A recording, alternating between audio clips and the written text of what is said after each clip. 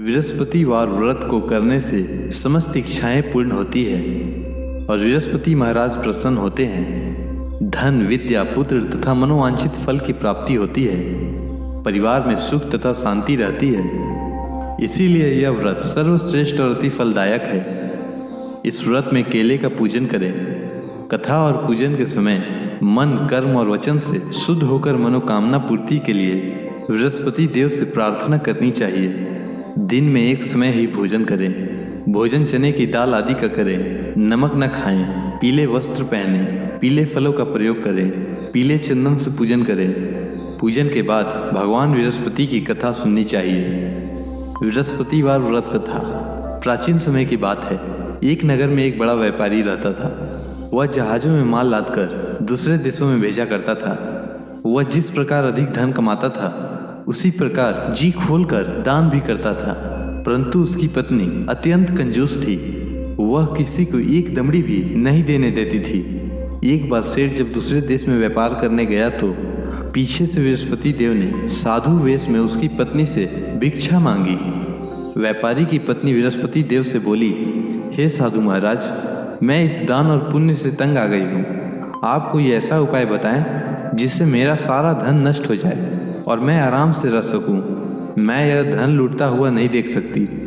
बृहस्पति देव ने कहा, हे देवी, तुम बड़ी विचित्र हो। संतान और धन से कोई दुखी होता है? अगर अधिक धन है तो इसे शुभ कार्यों में लगाओ। कुंवारी कन्याओं का विवाह करवाओ। विद्यालय और बाग बगीचों का निर्माण कराओ। ऐसे पुण्य कार्य करने से तुम्हारा लोक प्रलोक सार्थक हो सकता है।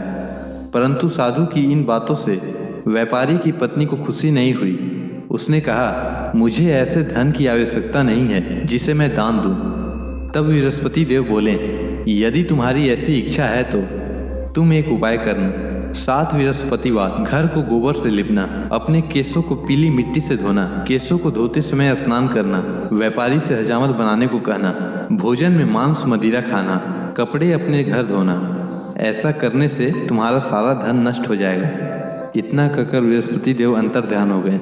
व्यापारी की पत्नी ने बृहस्पति देव के कहे अनुसार 7 बृहस्पतिवार वैसा ही करने का निश्चय किया। केवल 3 बृहस्पतिवार बीते थे कि उसकी समस्त धन संपत्ति नष्ट हो गई और वह परलोक सिधार गई। जब व्यापारी वापस आया तो उसने देखा कि उसका सब कुछ नष्ट हो चुका है। उस व्यापारी ने अपनी पुत्री को संतावना दी और दूसरे नगर में जाकर बस गया। वहाँ वह जंगल से लकड़ी काटकर लाता और शहर में बेचता। इस तरह वह अपना जीवन व्यतीत करने लगा। एक दिन उसकी पुत्री ने दही खाने की इच्छा प्रकट की, लेकिन व्यापारी के पास दही खरीदने के पैसे नहीं थे। वह अपनी पुत्री को आश्वासन देकर जंगल में लकड़ी काटने चला गया। वहाँ एक वृक्ष के नीचे बैठ अपनी पूर्व दशा पर विचार कर रोने लगा। उस दिन बृहस्पतिवार था। तभी वहाँ बृहस्पति देव साधु के रूप में सेठ के पास आए और बोले, हे मनुष्य, तुम इस जंगल में किस चिंता में बैठे हो? तब व्यापारी बोला, हे महाराज, आप सब कुछ जानते हैं। इतना कहकर व्यापारी अपनी कहानी सुनाकर रो पड़ा। बृहस्पति देव बोले, देखो बेटा, तुम्हारी पत्नी ने बृहस्पति देव का अपमान किया था, इसी कारण तुम्हारा यह हाल हुआ है। लेकिन अब तुम किसी प्रकार की चिंता मत करो। तुम गुरुवार के दिन बृहस्पति देव का पाठ करो।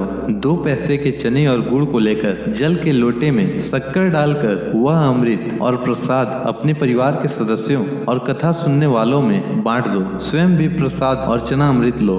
भगवान तुम्हारा अवश्य कल्याण करेंगे। साधु की बात सुनकर व्यापारी बोला, महाराज, मुझे तो इतना भी नहीं बचता कि मैं अपनी पुत्री को दही लाकर दे सकूं।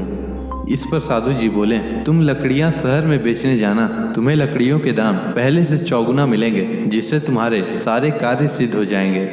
उसने लकड़ियां काटी और शहर में बेचने के लिए चल पड़ा। उसकी लकड़ियां अच्छे दाम में बिक गई, जिससे उसने अपनी पुत्री के लिए दही लिया और गुरुवार की कथा हेतु चना गुड़ लेकर कथा की और प्रसाद बांटकर स्वयं भी खाया। उसी दिन से उसकी सभी कठिनाइयां दूर होने लगी। परंतु अगले बृहस्पतिवार को वह कथा करना भूल गया। अगले दिन वहाँ के राजा ने एक बड़े यज्ञ का आयोजन कर पूरे नगर के लोगों के लिए भोज का आयोजन किया। राजा की आज्ञानुसार पूरा नगर राजा के महल में भोज करने गया, लेकिन व्यापारी व उसकी पुत्री तनिक विलंब से पहुँचे। अतः उन दोनों को राजा ने अपने महल में ले जाकर भोजन करवाया। जब वे दोनों लौट कर आए तब रानी ने देखा कि उसका खूंटी पर टंगा हार गायब है। रानी को व्यापारी और उसकी पुत्री पर संदेह हुआ कि उसका हार उन दोनों ने ही चुराया है। राजा की आज्ञा से उन दोनों को कारागार में डाल दिया गया। कैद में पड़कर दोनों अत्यंत दुखी हुए। वहां उन्होंने बृहस्पति देवता का स्मरण किया।